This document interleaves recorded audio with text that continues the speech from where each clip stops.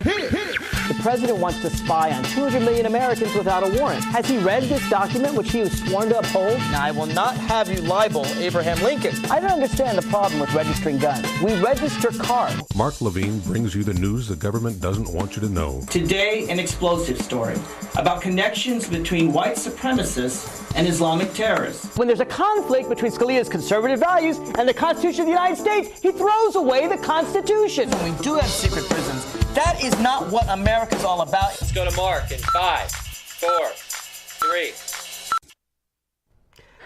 3. Good evening. Welcome to the Inside Scoop. I am your host, Mark Levine.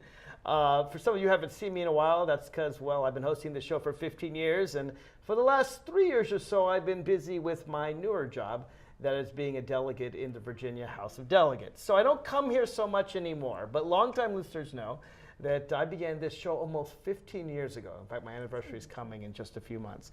Now when I come on the air, I talk about Virginia business and specifically what goes on in the Virginia House of Delegates. And with me today is one of the newest members of the Virginia House of Delegates. For those of you who voted in 2017, or just read the news, I hope you voted, you'll remember that we got 16 new Democratic freshmen in the House of Delegates, flipping 15 seats. There were also 3 Republicans that joined as well. They were replacing Republican seats. So it was a net gain of 15. We used to have 34, we Democrats, out of 100. Now we have 49. We arguably should have 51, but I'll leave that for another day.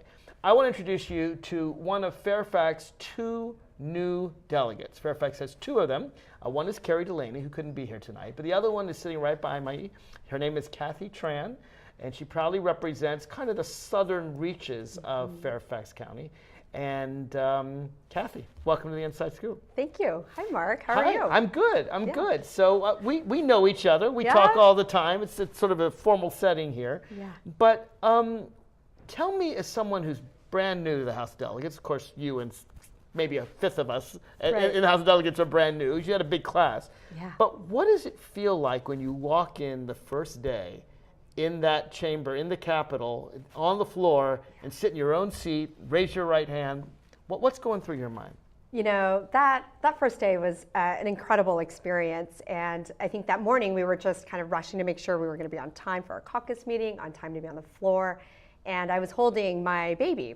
I'm a mom of 4, and so I was holding baby Elise. And, you know, I felt like How old is Elise? Elise is now 18 months. 18 months. So then she was about a year old. So then she was just shy of her first birthday. And you know, I felt like we were just being swept along with that first day excitement. And she had fallen asleep. And when I stepped on the floor, it was this very emotional feeling to know that everybody in the 42nd District who had placed their trust in me to be their voice in Richmond, to enter into the chambers of the longest continuously operating, state government in the Western Hemisphere. In the Western Hemisphere. Right. And to be there, to be a voice for my community, to be there with my baby who was my inspiration for running, it was just an incredible feeling. And I think that sense of awe is still with me. Now, you took the oath of office with your baby in your arms. You had, I guess, your baby in your left arm and your hand held with your right hand. Had that been done before? Do you know? Did anyone mention? I mean, that was pretty remarkable. There are a lot of photographs of it in various newspapers. Yeah. Do you know if it had been done before? I don't. Maybe you do. I don't think so. Nobody has mentioned that it had been, so I'm assuming why was it important to you to have your daughter in your arms while you took the oath of office? Why did you make that choice? So, she had been with me throughout my campaign, and let me just, I said she had inspired me to run. I was actually pregnant with her during the 2016 presidential election, and my due date was Inauguration Day. So after the November of 2016, my husband and I were feeling really anxious about the direction the country was going to take. And it was important to us to give our baby a name that reflected our values, that reflected our immigrant and refugee experience. And so we named her Elise Minkun. Elise was inspired by Ellis Island. And Matt has family that passed through Ellis Island in their search for opportunity here as they were escaping anti-Semitism at the turn of the century. And Minkun is Vietnamese for bright bell. And that was inspired by the Liberty Bell. And to us, her name means to ring the bells of liberty and champion opportunity for all. And I made the decision to run when she was a month old because I realized I couldn't give an aspirational name to a baby and just sit on the sidelines, right? Like I needed to stand up now for these values that my parents had risked their lives for hope and opportunity and equality for all. And so she and I campaigned together. You know, we knocked on thousands of doors and meeting all of my neighbors in the 42nd district, and such an integral part of that experience. And so that day, you know, we were just kind of swept along with the moments of that morning, right, of our first day of session, and she just happened to be with me, and I didn't plan it. You didn't make it like a conscious decision. I want Elise by my side. You're just holding her, and you're like, oh well, here we go. Here we go, and that's how my entire campaign had been, right? I guess so. Here we go, and she was with me, and I am so thankful though that she was because she'd been with me the entire time. We have an administration that, well, isn't kind to women, isn't kind to babies, and particularly isn't kind to immigrants. Yeah, that's putting it lightly. Well, yes. That's putting it kindly. That's putting it kindly. Yeah. And yet to have you there, and so tell the viewers where you were born. I mean, you don't. Your story is a typical American story, but maybe not typical for a Virginia delegate. Yeah. Tell me where you were born and a little bit of your life story. Sure. I was born in Vietnam. And at the end of the Vietnam War, my dad was sent to re-education prison. And upon his release, you know, my parents realized that they didn't have a future under such a tyrannical regime. Re-education prison. So this would be after the fall of Saigon. After the fall of Saigon. And then, you know, the war ended, and he was sent because he served as a dentist in the South Vietnamese army. And so... And that was enough to get him put in a re-education prison. How long was he there? He was there for over 2 years. What's it like in a North Vietnamese prison? Yeah, so my dad actually doesn't speak a lot about his experience, but from what I've gleaned, it was hard labor, and it was, you know, real attempts at brainwashing. And my mom, who, you know, was forced to, you know, sell goods and teach, and, you know, live under this very strict new kind of social order that was imposed. And when my dad was released, they realized that they didn't have a future in their homeland. And we left as boat refugees when I was 6.5 months old. And so, you know. So you have no memory of Vietnam? I don't have any. Yeah, no. 6.5 months old, of course. That would be, You wouldn't remember the boat ride either. No, just the stories my parents have told. Do you have older siblings? I'm the oldest. Oh, you're the oldest. I'm the oldest. And just their stories. But I feel a lot of empathy with refugees now. There are more than, you know, I think it's like 60 million people, I believe, who are displaced right now. And so whether you are searching for opportunities and freedom, you know, on the Mediterranean or at our southern borders, it's this desire for hope and opportunity for freedom and a better life for yourself and your kids and your grandkids that really tie us all together. And that, when I knocked on doors and talked to my neighbors in the 42nd district, I realized, you know, people shared with me their own immigrant stories, whether it's their grandparents or their parents themselves, or the love they have for a neighbor who is an immigrant or refugee. And I realized that this is something that really is at the heart of our democracy and unites us. My own great-grandparents actually escaped their village in Belarus. The Cossacks came in and started shooting at everyone in the village. My great-grandfather pretended to be dead, laid down in the mud, and laid still, and actually had a boot print on his back, I guess, to make sure he was dead. Came home and told my great-grandmother he wanted to get out of there. He wanted to get to America, but he didn't have the money to go. And she told him that she had the money. And he's like, how do you have the money? This is, you know, a very sexist era. She didn't work for a living. Well, for many years, when he gave her a little money to go to the market, she would save a tiny bit of it and put it under the mattress. And it was her thriftiness that could afford them the steward class ticket to America a little over 100 years ago. That's so amazing. Every immigrant story, there are differences, but in some, they're always the same. They're people who are mistreated in their home country and then seek a better opportunity. So your family were like boat people. We were boat refugees. And they came to these shores, and was there trouble originally getting into America, or that's a really good question. What happened? So we came in 1980, and during that time, you know, so we left Vietnam by boat, and we ended up in a Malaysian refugee camp. We were there for 13 months, and my mom speaks fluent English and French. So she was able to provide interpretation and translation services for the various consulate offices that had been set up to process all these refugees. Mm-hmm. And we waited a long time to have our application kind of processed by the US. You know, we got offers by France and Great Britain and Australia and Canada to go. But your parents wanted to come to the United States. They rejected France. They rejected Australia. Yeah. Because for them, this country has always stood for, for freedom and opportunity. And so we were resettled in Southern California, and we got some assistance from the International Rescue Committee, and who helped us kind of get our land legs, I like to say.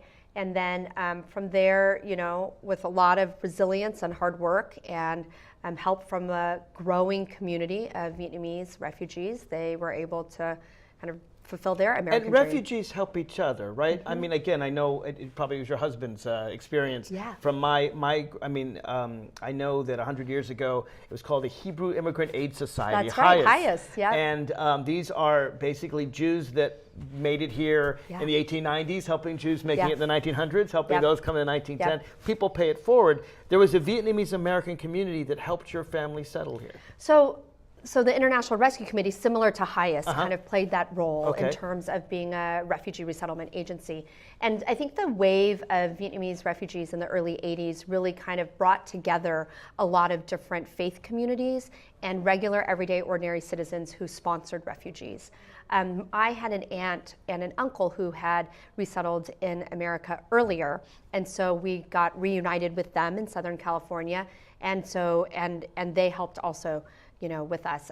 Because at that point, the Vietnamese American community was very young, right? Mm-hmm. Like it had just come over.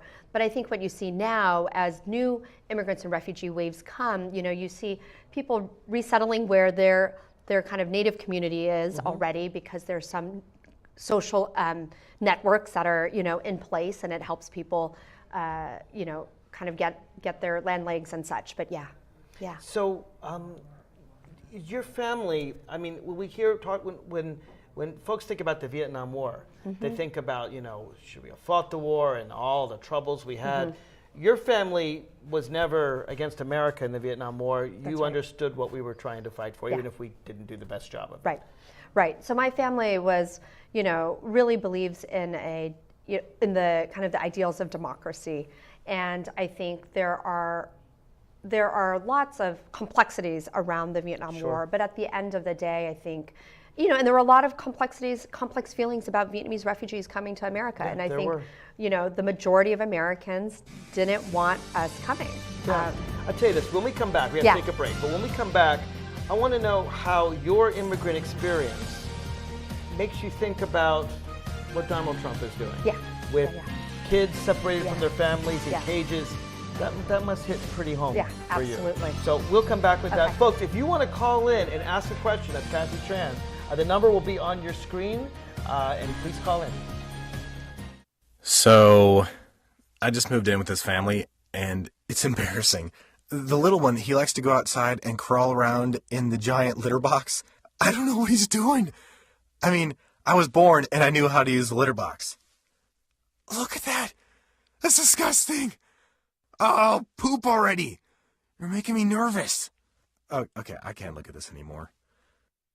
I really hope he grows out of this, for his sake. So how was work? It was 1,300 hours. My math class from 302 was in the trenches. Davy Roth had it the worst. Fractions were coming at him left and right. He just didn't get the damn things. 2 days ago, I tried to teach him what 1/4 of 1/2 was using different sizes of blocks. Yesterday, I tried again by dividing up pizza. Both missions failed. Oh, no. But today, I was ready. I created a combat math game where the only way to beat the enemy is to out-fraction them. Davy conquered every last denominator. My game was so successful, the principal is deploying it to math squadrons all over the school. Anywho, how was your day? Oh, today my boss treated the office to salad wraps. Salad wraps. I know. 150 over 90. 180 over 111. 160 over 110. I had a stroke. This is what high blood pressure looks like. You might not feel its symptoms, but the results from a stroke are far from invisible or silent. If you've come off your treatment plan, get back on it, or talk with your doctor to create an exercise, diet, and medication plan that works for you. Go to loweryourhbp.org. If I would have followed a treatment plan, I would not be in this situation. We're back to the Inside Scoop. Here again, your host. Welcome back to the Inside Scoop. I'm your host, Mark Levine, reporting live in Fairfax County with one of Fairfax's newest delegates. Her name is Kathy Trans, and I'm so proud that she sits with me in the Virginia House of Delegates. Thank you, Mark. We've been talking a little bit about your past, your immigrant past. By the way, before we go on further, you represent the 42nd District. Please let people here know who you represent. Sure. Which is the 42nd District? So I am very proud to represent the 42nd District. It covers parts of Mount Vernon, Lorton, Springfield, and Fairfax Station. Okay, so it's kind of the southern tip of Fairfax, but it goes up pretty far if it hits Springfield. So yep. Yeah, so I think we're shaped like a butterfly, and we hit kind of southeast and then south, heading over to the west. Got it. And if you want to know if she's your delegate, you can call in, and she knows her district really well. I'm sure she'll be able to answer that question. Yes. We were talking before the break about your family, and as you know, I mean, you've not only known the United States, but you came here as a baby from Vietnam. So, a few weeks ago, Donald Trump's administration starts separating immigrant families, refugee families, people seeking asylum from persecution, including in one case, literally grabbing a baby from her mother's breast, nursing, separating them. There are still, to this day, thousands of children separated from their parents. I mean, that gives me goosebumps. I can't imagine what it does for someone like you, given your experience. I mean, I think it's just an atrocious approach and absolutely inhumane. And I think, you know, we are witnessing a complete dismantling of our asylum process. And, you know, as a mom of four, as a nursing mom, as a former refugee, like this just hits home for me in terms of what we should not be doing. And when trying to help people who are fleeing persecution. You know, as I said earlier, whether you're or not you're like, you're trying to cross the Mediterranean, whether or not you're crossing the southern border and you're seeking asylum, and we really need to be able to evaluate each case, you know, in a humane and open way. And I think there's the separation of families issue, there's the issue around the changing in terms of what qualifies for asylum, right? You know, the Trump administration is no longer offering asylum to domestic violence fleers, people who are escaping, gang women violence. who are escaping with their lives from an abusive husband who wants to kill her. People escaping gang violence. Violence is violence, and it's just as scary whether it comes from the government or it comes from a gang, because the government doesn't have much power. It's still you're fleeing for your life. Right. So there's that whole aspect of it too. And in Fairfax County, let's face it, ICE is stepping up some enforcement. A lot of it, I think, in your district. Am I right about that? I know it's down Route 1, south of my district, which is kind of City of Alexandria, a little bit south of it. Maybe it's more Paul Krizik who's in between us. I think so. But have there been ICE raids in your district? I think there was one, or on the border of mine and Paul's, like last year. And my impression is they're not picking up, you know, criminals, people who've committed a violent crime or something, which I have no sympathy for. I'm fine. You can have those people. Right. But I know at one point a bunch of laborers ran into a church. Yeah.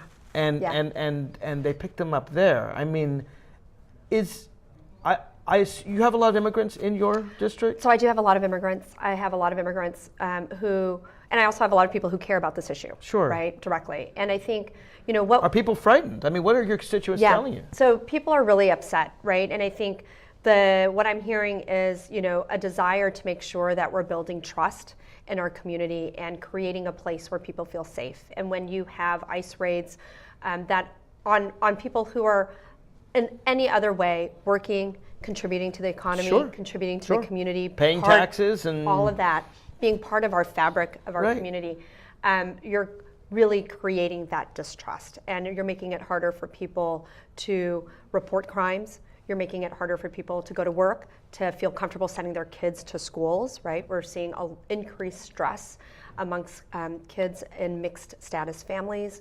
We're seeing kids not being able to go to school because their parents are afraid of things that might happen either on school, around ICE raids, or what happens if they're at school and their parents are taken away. This is happening right now in Virginia, in Fairfax County. I mean, this is not some, going on in Texas kind of thing. Right. This is in our community right now. Yeah. And one of the things that scares me, actually, you talk about people not reporting crimes. There actually is a logical basis for that, because prior to this administration, if MS-13 or a gang, whatever is loose, does awful things, they're often done to immigrant communities. They are. And then someone who's a victim can report it to the police, catch the bad guy, take him off the streets, and the whole community's safer. But because of this policy, now immigrants are afraid to speak out lest they be deported, and that actually causes crime to increase. So the irony is for all that Donald Trump attacks MS-13 and gangs and things like that, he's causing crime to increase with this policy. And he's making it harder for our law enforcement officials to address those situations, to catch them, right? Yeah, to catch them. And because people aren't reporting the criminal activities, the gang activities and things like that, it makes it really hard for our law enforcement to do their job. And so I think that's a significant issue. But I just want to get back a little to the family separation policy. And I've heard from a lot of people about the concerns about what we're seeing in Virginia, and where there are detention facilities that are housing either unaccompanied minors or children who've been separated from their families. And I know what do we have in Virginia? Do you know? So I think there's one in, is it Bristol? I don't know of any in our area. Not in our area, no, but in other parts of Virginia. So there's a couple of detention facilities that are in this situation, right? They have contracts with the federal government, with the Office of Refugee Resettlement, to house these minors. And there were some recent reports in the media about mistreatment and abuse of these kids. And so I do want to say I was really glad to see Governor Northam say that is unacceptable, and that he was ordered his staff and leadership team to do investigations, because we don't want to be participating in that type of miscare of our kids. Right? One of the things Governor Northam did, I know, is when Trump asked state National Guards to go to the border. And that's something that normally we do. Governor McAuliffe did that. We help with the border. But given what the border officers were doing, separating families, Governor Northam took a firm stand, along with other state governors, and said, we're not going to be any part of this. This isn't part of our values. Right, and it was a bipartisan. You had Republican and Democratic governors who said, we're not going to be participating in this type of inhumane treatment of families. And so I think sometimes you think the separation of families is something that's happening at the border, which is very far away from Virginia, but I think there are some very clear connections back to here. And also just some of those communities that we have here in Virginia are also deeply affected by what's happening too. Now a lot of this is federal law. ICE, I always have my Constitution with me. It's, immigration is a federal thing under the Constitution. What can we do in Virginia to help immigrant families, given that so much of this is outside of our control? So I spent a lot of time working in immigration advocacy, both in providing direct services and as well as at the federal advocacy level. And while it's true that the federal government has the responsibility to create our immigration policy framework, I think there's a lot that states can do to make sure that we're creating a welcoming and inclusive Virginia. So, things that have been tried before in the General Assembly but haven't been able to gain any traction, for example, include making sure that undocumented individuals have access to driver's licenses. There's actually good data that show that... That's a bill I co-patron too. There you go. You know all about that then, Mark, right? But there's an economic impact to everybody's insurance rates. There's a safety impact. Also, it's if someone has an accident, you want to be able to find out who had the accident. Right. It helps. It doesn't just help the immigrant. It helps all of us. All of us, yeah. And then so there's that. There are in-state tuition for dreamers who've lived here, for who are a part of the fabric of our communities, as I mentioned earlier, who go to school and who worship with us. Many of them who are working alongside us, and so making sure that they're able to get education at the rates that they've been as Virginian residents for all intents and purposes. So there's kind of that. There's also, I think, ways for us to create an Office of Immigrant Assistance or an Office of New Americans, a bill that I and Senator Emmon put in this past year that has bipartisan support all around the country, both at governor's levels. Governor Kasich had a bill, actually created an office in Ohio, and also at like local mayors do as well. But like making sure that immigrants have access and understand their rights as workers, as community members, understand services and how to navigate them and that type of thing. So those are just some one of the things I examples. put on my delegate page, you probably did as well, is what to do when ICE knocks on your door. And it was instructions in English and Spanish and some other languages. Specifically, you don't, if they don't have a warrant, you don't have to answer the door. Right. Let people know, because that's kind of counterintuitive for many immigrants, right? Right. An authority figure knocks on the door, you think you have to open it. That's right. But you can actually say, show me your warrant, and otherwise, I'm not opening my door. Things like that, educating people on what their rights are. Yeah. I'd like to go back to that day when you were pregnant and decided to run for office. Yeah. Or actually, even go back before then. You grew up in Southern California. I did. How'd you end up in Virginia?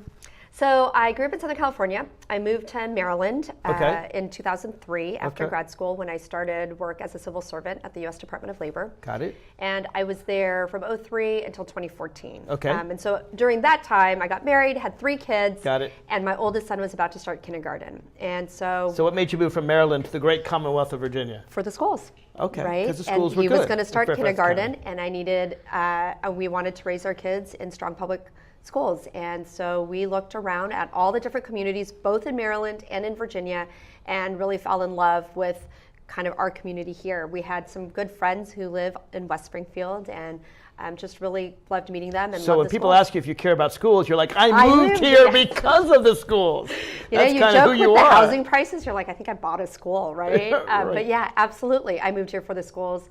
And so I'm really excited because I served as, on my local PTA as the vice president, then the president, and now this coming year I'm going to be the membership chair. And so really involved in my school. So you were here really just about 3 years. Yep. And then you decided to run for office. That's right. Was it the election of 2016? Yeah. That was it? That was it. The night Donald Trump is there and we're all standing in shock, you're like, I'm running for office? No, I didn't decide then. It was, as I described earlier, it was like this baby who's now 1.5 was, she was a month old, and I was like, I can't sit on the couch. You named the baby, I named the baby. And you're like, now I got to pay for that. Now I got to pay for that. Yeah. I got to live up to that name, right? And not just for her, but it was important to my husband Matt and me that all of our kids realize that both he and I are going to do everything we absolutely can, given what's happening nationally, to make the best future for them. Do you think if Hillary Clinton had won, you would have run for office? No, I would not have. I mean, it was nothing I ever dreamed about, Mark. I was the person writing the white papers, the policy wonk behind the scenes. Yeah, the guy behind the scenes. Yeah. So when we come back in the next segment, I want to know, what is it that changed your mind? Was it a person? Was it a thing? Was it an event? Was it just a conviction in your soul? Don't answer yet. Okay. We're going to save it for the break. We do want people to call in, though, if you have a question for Kathy Trans, or hey, for me, call 571-749-1142. I drowned the fire, stirred it, drowned it again, and now just feel if it's cold. Yeah. Cool.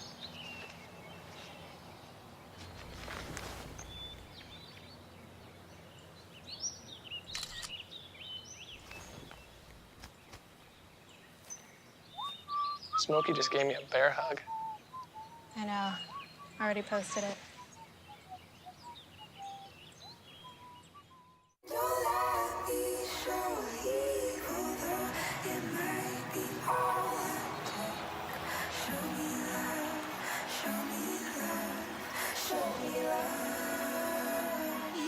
I got a creak in my neck, limp in my step, cramping in my muscles every time I try to flex.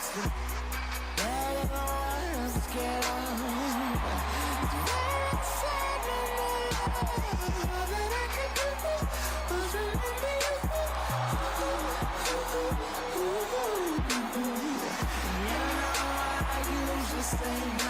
but if you throw me love, I'll throw you some more.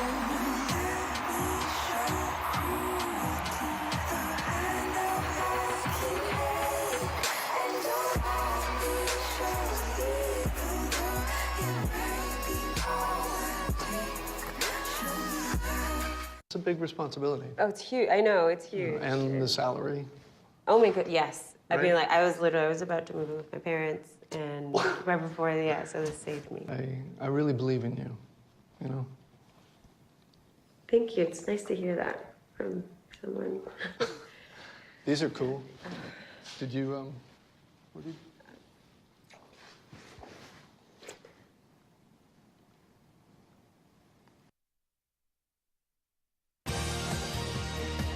We're back to the Inside Scoop. Here again, your host. I'm interviewing Kathy Trans. Kathy Trans is a fellow delegate in the Virginia House of Delegates. She represents the 42nd District of Fairfax County. Nobody knows those numbers. What it is basically the southern tip of Fairfax County, Mount Vernon, and kind of shaped. She put it like a butterfly, which is a very nice way to describe a V shape. I'm Mark Levine. I'm your host. I represent the city of Alexandria, a piece of southern Arlington, and a very tiny piece of Fairfax County that borders Alexandria, the city of Alexandria, Virginia. Kathy, we were talking for the break a little bit about your decision to run for office. Now, you've been working in government for a decade before that, in Maryland and in Virginia. So you had experience with government. What were you doing? So I was working for the U.S. Department of Labor. Okay. And what did you do for the U.S. Department of Labor? So I had a lot of different hats because I worked there for 12 years, and I left as the acting administrator for the Office of Workforce Investment, which is responsible for the public workforce system, and had also served... Now that sounds like a lot of bureaucratic gobbledygook. What did you actually do? Who did you help? What did you do? Helping people get the skills and education they need in order to get good jobs, and making sure that employers can access a qualified workforce so that they could compete. Helping people go back to school to be what, an electrician, a plumber, whatever. It was the growing job and the growing industries in their home place, right? So I did the policy work. So I didn't actually provide direct services, but I did like policy work. To analyze what fields were growing and what? So to manage, so the public workforce system is a multi-billion-dollar system that offers that are grants through states. So in Virginia, we have grants that are able to do this. So that go through from the federal government to states to local communities, so a local one-stop center where you can go in and get services. So it's managing the policies and the work around all of this work, right? So it serves millions of job seekers a year. We have career centers. Yeah, so essentially that. Yep. And people can go in and say, hey, I'm good with people, I'm good with math, I'm not so good with driving, whatever it is. What kind of job do you think would fit my skills? Right. So it's those types of programs. So I help to manage kind of the national policy work for those programs. So, there's a conservative argument, Kathy, that says we don't need all these government programs. They don't do any real good. The free market can provide all the jobs that needs to be provided. How would you answer someone who's very skeptical about U.S. Department of Labor? Shouldn't that be one of the ones we abolish? Well, I mean, it's on the chopping block. But how make the case for why what you did was useful and frankly a good expenditure of taxpayer money? So let's look at Virginia, right, where we see a decline in the coal industry and a rise in other types of industries, including green jobs. So a good program would be able to help workers in one declining industry retrain for jobs in another growing industry that's in their local area or a place they can move to. Another example, and I did a lot of work on veterans work, helping veterans transition from the military to the civilian workforce successfully, right? So taking the skills and the training that they get from the military, which is one of the largest employers and that invests the most in its workforce. They train absolutely everybody coming in, right?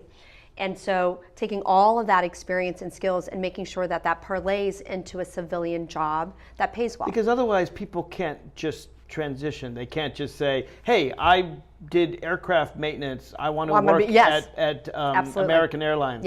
It doesn't, I mean, people need to know what they can apply for, what they can do. You need to apply for this job, maybe not this job. They need that kind of guidance. And I think it's clear, there is, but taking a step back, not just on workforce retraining programs or workforce training programs and education programs, taking a step further, right? Like as Democrats, we do believe that there is a role for government to step in and to lend a helping hand or to create a little bit of opportunity so that the playing field is level, and then stepping back and letting people have that chance to succeed. That's the thing about equal opportunity. Once someone gets a job, then they end up paying more in taxes. That's they end right. up, frankly, giving far back more to the community than they ever took from it in the first place. Right. But that work was, so through that work, my dozen years as a civil servant there, really, I realized that I am a very kind of mission-oriented person. And I have to say, that there are such tremendous civil servants in the 42nd District, all throughout the Commonwealth, that work for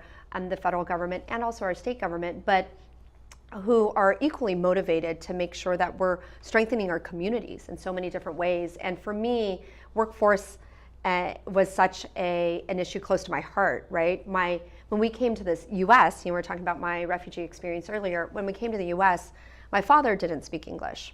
And here he was, a dentist, a practicing dentist, highly trained professional. Right.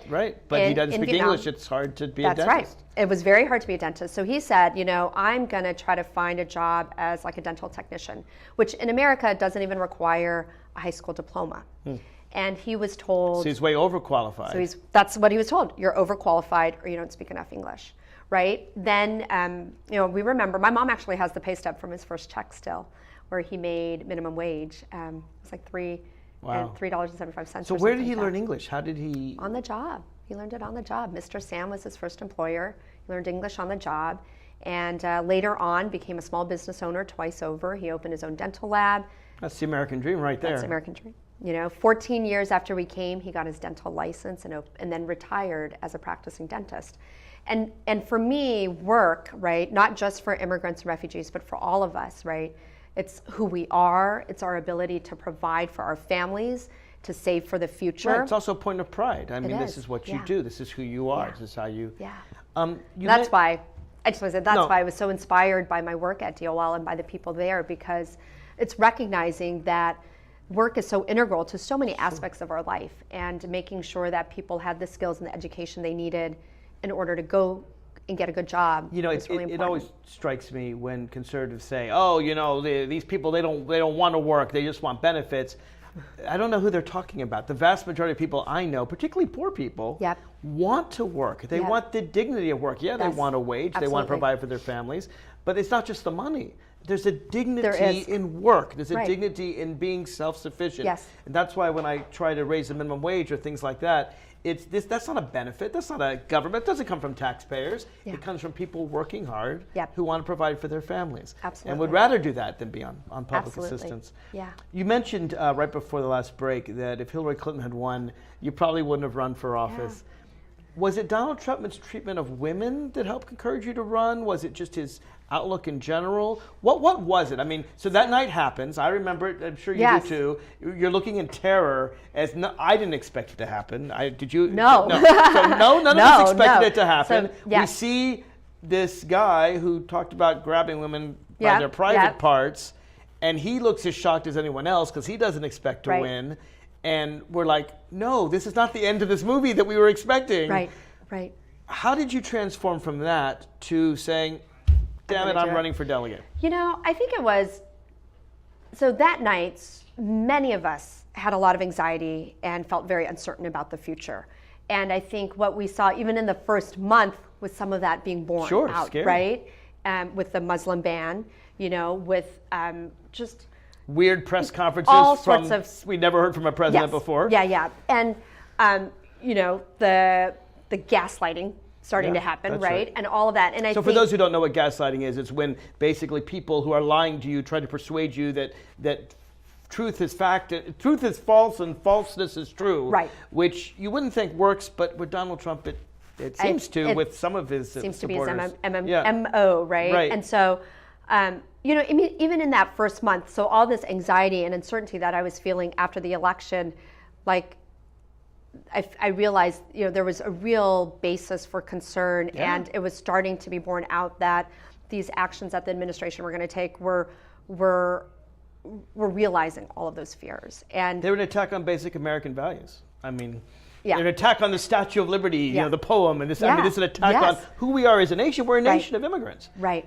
And so it was this realization that, like, I just can't sit on the couch every night, in despair, right? Like, we have to do something. And had you ever run for office before? For anything? School? President? Anything? I think I ran my freshman year in college for student government. Okay, that was about it. That was about it. So was it frightening to be like, I'm going to do something I've never done before. I'm going to run for office. Was it like? I usually jump into situations with both feet, All and right. what happens will happen. It's like with that baby I was telling you about, right? Here we go.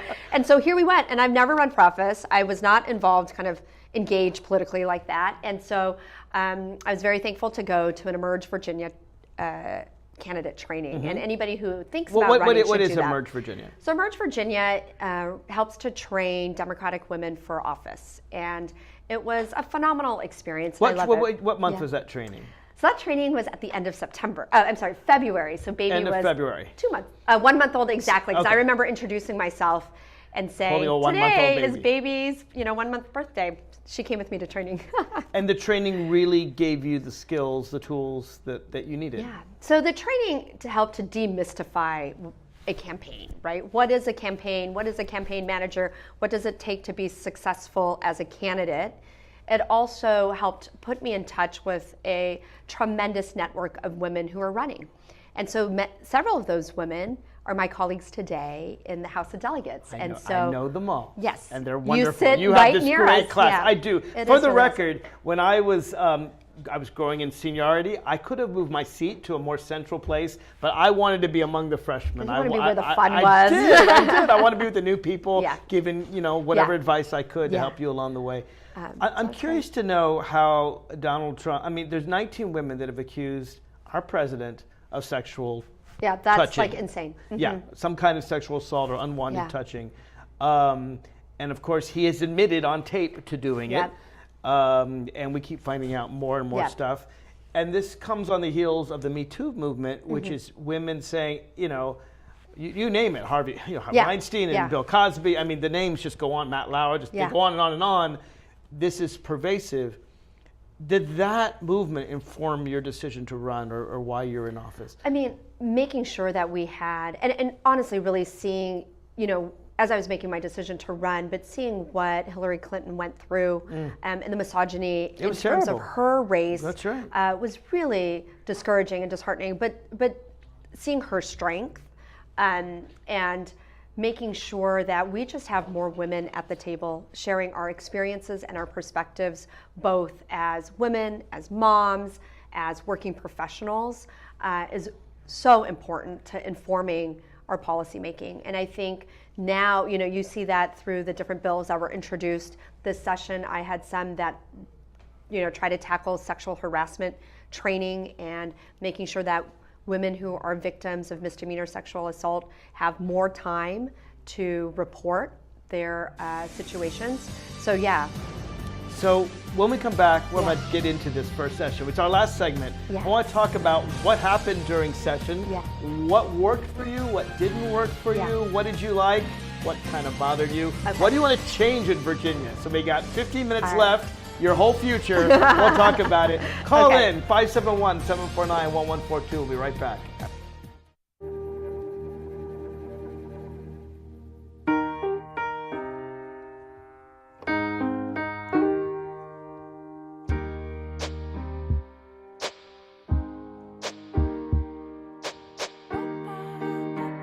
And I can't change, even if I try, even if I wanted to.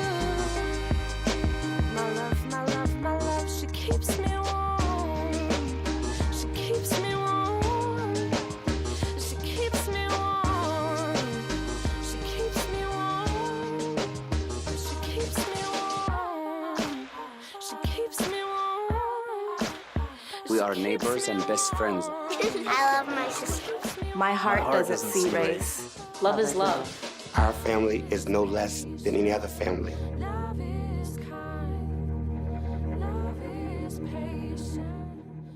Open road, here comes the Heffley family. Whether it's a short trip or a long haul, Estimated time 47 hours. they will beg, You're hungry? I'm happy to provide. they will plead. Deep fried butter on a stick. But whatever you do, don't wimp out. Now you're talking. Make them buckle up. He can't hurt. Remember, safety first. Cheese curls second. Are you orange?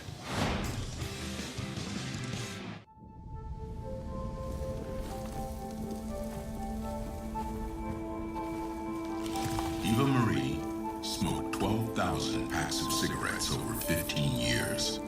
She quit, and now there's a new lung cancer screening that could save her life. You stopped smoking. Now start screening. No matter how much you've smoked, early detection could save you. Talk to your doctor or learn more at savedbythescan.org. We're back to the Inside Scoop. Here again, your host. Welcome back to the Inside Scoop. I'm your host, Mark Levine. I've really enjoyed my interview with my fellow delegate, Kathy Trans. She's brand new. I'm fairly new myself. I'm only gone through 3 sessions. But it's amazing given the turnover we've had in the Virginia House of Delegates. I'm kind of in the median of our class. We got about 20 Democrats senior to me. My class had about 10, and I got about 20 or so junior to me. So I remember my impressions, first impressions of session. It's very fast-paced. Yeah. It's a little bewildering. You don't really know how it all works at first, and you're thrown in, the deep end and told swim fast. Right. What were your impressions of session? What struck you as surprising or unusual? What did you expect? I guess what didn't you expect?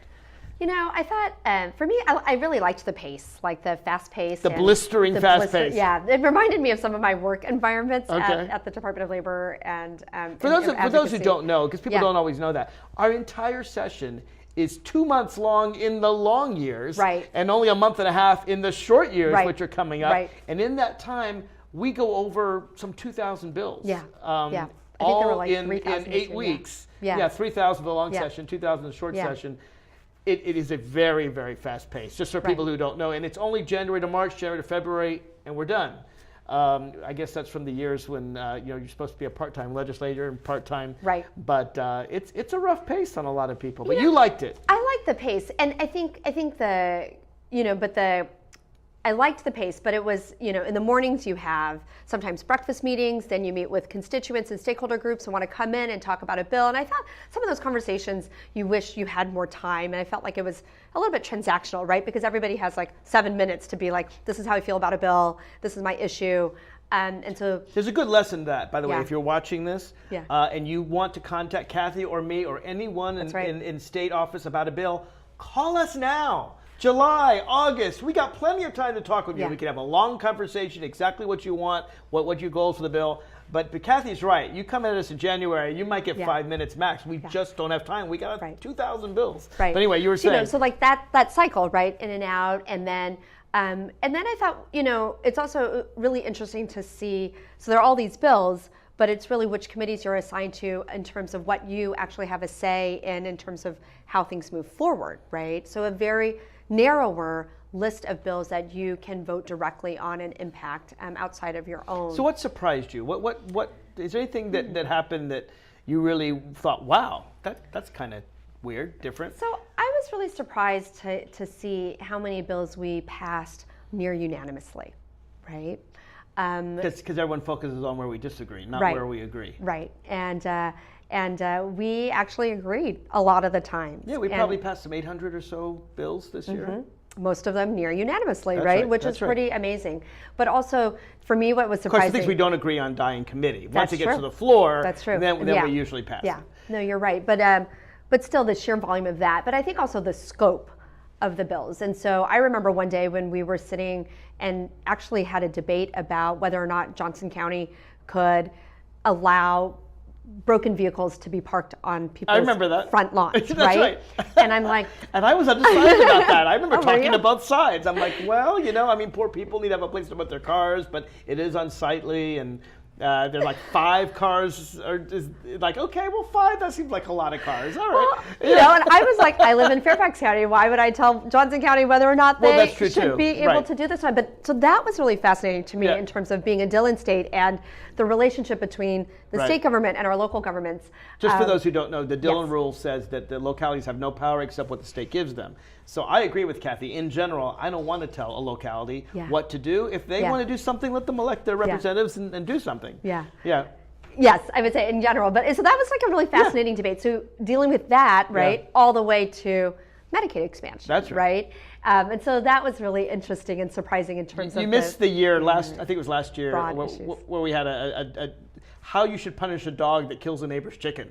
And we had this whole debate on the floor. You know, do you exile the dog? Do you kill the dog? You know, what is the punishment for? But anyway, there you go. But Medicaid expansion really was the big win. It really was. That was something that was thrilling. And we tried for years. We needed your help, Kathy, because we tried it without you and it didn't work. But no, you and your class and the new numbers gave us the numbers we needed to pass it. And now 400,000 more Virginians will have health care starting this January. Really and we amazing. brought in hundreds of millions of dollars of money to the state. That's right. I mean, talk about a win-win. Right. How did that feel, that moment? That was incredible because access to healthcare was like the top priority in the 42nd District during my election.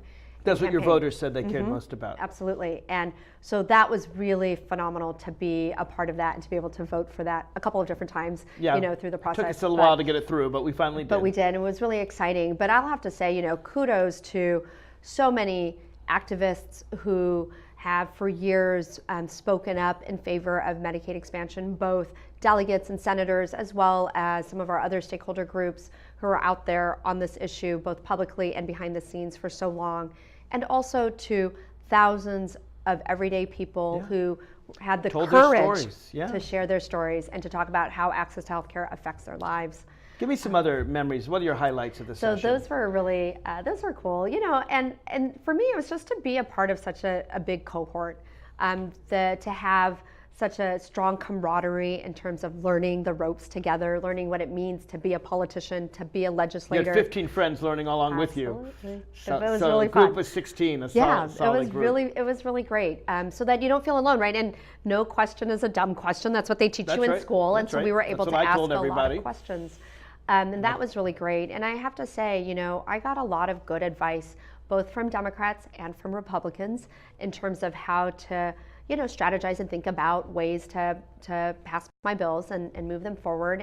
And also realizing that Virginia is an incremental state, and sometimes people are like, this is the 8th time I've introduced this bill, but hopefully this will be the right time. Actually, this year, 2 of my bills I'd introduced in years past finally came into fruition. Go. One was medical marijuana. It's a bill I introduced in the past. Yeah. That's a huge win. Happened this year. It is, because people need this health care. It doesn't get you high, folks. It's just the oils, but it's absolutely essential for nausea, for glaucoma, for things. The other bill that I got through was a bill to provide transportation right here in Northern Virginia. It was a gas tax for it. It's a complicated bill, but it's one that I introduced year after year and finally came through fruition this year.